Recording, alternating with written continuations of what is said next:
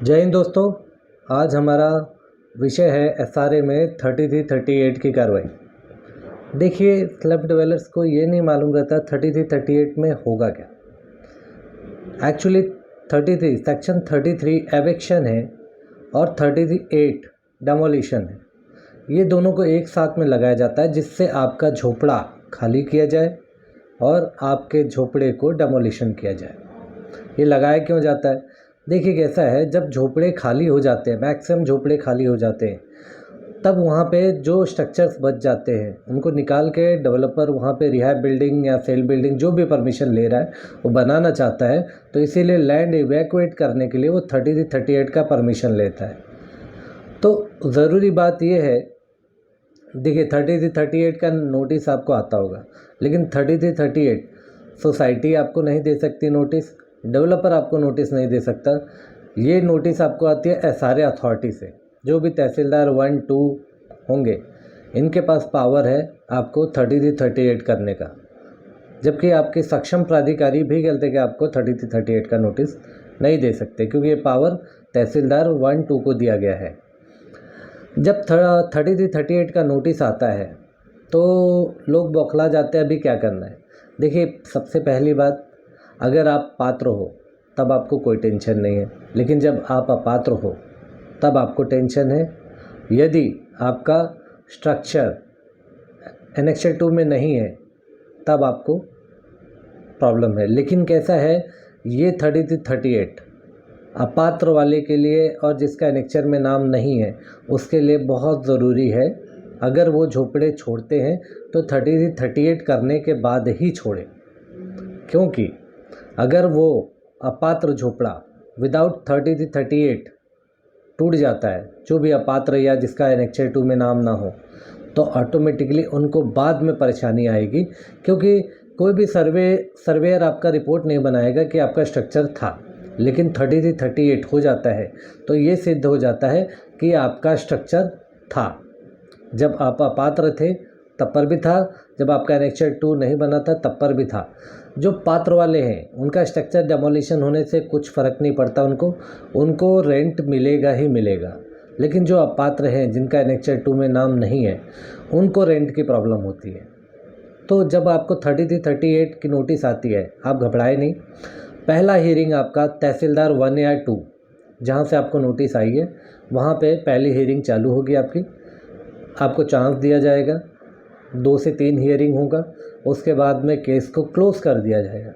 जब आपका 3338 का केस क्लोज़ किया जाएगा, उस हियरिंग में आप रिप्रेजेंट कर सकते हो। ज़रूरी नहीं है कि आपको एडवोकेट हायर करने की ज़रूरत है, आप खुद भी जा सकते हो। आपको एडवोकेट रखना है रख सकते हो, नहीं तो आप खुद भी जाके रिप्रेजेंट कर सकते हो। वहाँ पे 2 से 3 हियरिंग होगा, फिर उसके बाद में फ़ाइल क्लोज़ कर दी जाएगी और ऑर्डर दे दिया जाएगा। ऑर्डर में यही दिया जाएगा आपको कि आपको इतने दिन का समय दिया जा रहा है, आप अपना झोपड़ा खाली कर दें, या तो अपने हाथ से डेमोलिशन कर दें, खाली करके पीसफुली डेवलपर को चाबी दे दें। यदि आप वहाँ पे कैसा है, उस ऑर्डर को मान्य नहीं करते तो आपको अगला स्टेप एजीआरसी में अपनी अपील डालनी है। जब आप एजीआरसी में आप अपनी अपील डालेंगे तो एजीआरसी में आपकी सुनवाई होगी, लेकिन फिर भी वहाँ से एक ही ऑर्डर मिलेगा 3338 के अंडर में, डेमोलिशन का, एविक्शन एंड डेमोलिशन। कोई रियायत नहीं बरती जाएगी, आपको आपके स्ट्रक्चर को डेमोलिशन का ही ऑर्डर दिया जाएगा। फिर अगला स्टेप है आपका हाई कोर्ट। आपको हाई कोर्ट में अपना सूट फाइल करना है एजीआरसी के ऑर्डर को चैलेंज करते हुए। जब आप एजीआरसी के ऑर्डर को चैलेंज करते हो हाई कोर्ट में, तब पर भी आपको कोई रियायत नहीं मिलेगी। 3338 के केस में कोई भी रियायत नहीं है। आपको हाई कोर्ट से भी एविक्शन और डेमोलिशन, मतलब 3338 में आपका स्ट्रक्चर डेमोलिश किया जाएगा। जब आपका स्ट्रक्चर रेसिडेंशियल है तो देखिए कैसा है, तहसीलदार 1, 2 से ऊपर जाने की ज़रूरत नहीं है, क्योंकि कैसा है, कोर्ट में भी जाएंगे तो ऑटोमेटिकली आपका डेमोलिशन ही होगा। कोई भी कहता है आपके फेवर में ऑर्डर आना नामुमकिन है। लेकिन यदि आपका स्ट्रक्चर कमर्शियल है तो ज़रूर आप एजीआरसी भी जाएं, आप हाई कोर्ट भी जाएं। वहाँ पे जो आप डिमांड रखेंगे वो डिमांड आपका मान्य हो गया तो ऑटोमेटिकली आपको बहुत बड़ा बेनिफिट होगा। तो कमर्शियल के केस में आप एजीआरसी और हाई कोर्ट जा सकते हो। रेसिडेंशियल के केस में आपको 33-38 के केस में ज़्यादा से ज़्यादा तहसीलदार 1-2 तक ही जाना चाहिए, उससे ज़्यादा आगे प्रोसीड नहीं करना चाहिए। एक ही बात याद रखने की ज़रूरत है 33-38 में कि आपकी पात्रता निश्चित है तो बहुत बढ़िया, अपात्र हो तब 33-38 में गए हो तो वो कल के डेट में आपको बेनिफिट ही करेगा ऑर्डर। अगर आपका एनेक्चर 2 नहीं बना है और फिर आप 33-38 में गए हो तो वो भी बेनिफिट करेगा कल के डेट में आपकी पात्रता के लिए। लेकिन ज़रूरी ये है अपात्र और जिसका एनेक्चर 2 में नाम नहीं है वो 33-38 में ज़रूर जाए, क्योंकि उनके लिए ऑर्डर बेनिफिटेड है। और 33-38 में देखिए, अगर आप मान्य कर लेते हो कि मेरे को यहीं पे भाड़ा चाहिए तहसीलदार 1-2 में, तो ऑटोमेटिकली आपको ऑर्डर दे देते, भाई गलते पीसफुली हैंड ओवर कर रहे, आप उनका भाड़ा रिलीज़ कर रहे हो। लेकिन अपात्र के केस में और आपका स्ट्रक्चर ना होने के केस में एनेक्चर 2 में आपको भाड़ा डेवलपर आगे देगा कि नहीं देगा उसका कोई भरोसा नहीं, ठीक है। तो 33-38 एक नॉर्मल प्रोसीजर है, इसको बहुत बड़ा इशू ना ले, आराम से चलते कि अगर आपको नहीं समझ में आता है तो ऑटोमेटिकली आप हमसे राय ले सकते हैं इस पे क्या करना चाहिए आपको, नहीं तो जो मैंने आपको बताया उस हिसाब से आप प्रोसीड कर सकते हो। तो 33-38 के केस में जब आपको नोटिस आता है घबराए नहीं, ऑटोमेटिकली उस हिसाब से कार्रवाई करें, आपका स्टेटस क्या है चेक कर लें, उस हिसाब से प्रोसीजर को अडॉप्ट करें, प्रोसेस को अडॉप्ट करें और अपना केस क्लियर करें। लोगों को बहुत भय है 33-38 मतलब क्या है, पहाड़ है, लेकिन ऐसा कुछ नहीं है, ये एक प्रोसीजर है। और एक कैसा है, इस प्रोसीजर में आपको कोई रियायत नहीं मिलेगी, बस यही है कि आप अपनी सेफ्टी कितनी कर सकते हो इसमें करिए, ठीक है।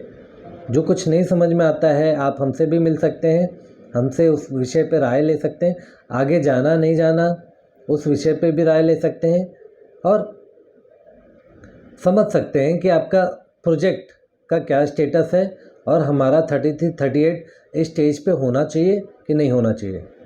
तो इस पर ज़्यादा फिक्र करने की ज़रूरत नहीं है। 33-38 एक नॉर्मल प्रोविज़न है सारे का, जिसमें एविक्शन और डेमोलिशन फिक्स है, बस कुछ रियायतें हमको मिल सकती हैं, वो रियायतें आपको जाननी ज़रूरी है, उस हिसाब से आप प्रोसेस कर सकते हैं, उस हिसाब से अपने केस को डिफेंड कर सकते हैं। और जो बेनिफिट कमर्शियल वाले को बेनिफिट मिल सकता है, रेसिडेंशियल वाले को उतना बेनिफिट नहीं है। लेकिन क्या है, जब आप अपात्र हो और अनिर्णित हो, आपका एनेक्चर 2 में नाम ना हो, तो 33-38 में ज़रूर जाए। देखिए कैसा है, सोसाइटी डेवलपर आपको धमकाएंगे कि भाई 33-38 लगाएंगे, ठीक है लगाने दीजिए, कोई बात नहीं, इससे आपको नुकसान नहीं होगा, इससे आपको फ़ायदा ही होगा, ठीक है। आप ये समझ जाइए कि कौन से स्टेज तक आपको जाना चाहिए। तो 33-38 से घबराए ना, 33-38 एक नॉर्मल प्रोसीजर है एसआरए का, अडॉप्ट करें और अपनी पात्रता को ज़रूर निश्चित करें, क्योंकि आपकी पात्रता ही आपको लास्ट तक आपके अधिकार दिलाएगी। तो आज आप लोग ने जान लिया एसआरए में 33-38 का क्या प्रोसीजर है, क्यों दिया जाता है और इसका कैसे हम लाभ उठा सकते हैं। तो ऐसे ही आगे भी जो भी विषय होंगे उसको हम एसआरए के विषय होंगे उसको हम कवर करेंगे। आप हमारे वीडियो के साथ बने रहें और आपके कुछ भी डाउट हो आप हमको संपर्क कर सकते हो, हम आपकी सेवा में उपलब्ध हैं। चलिए विदा लेते हैं। जय हिंद, जय भारत।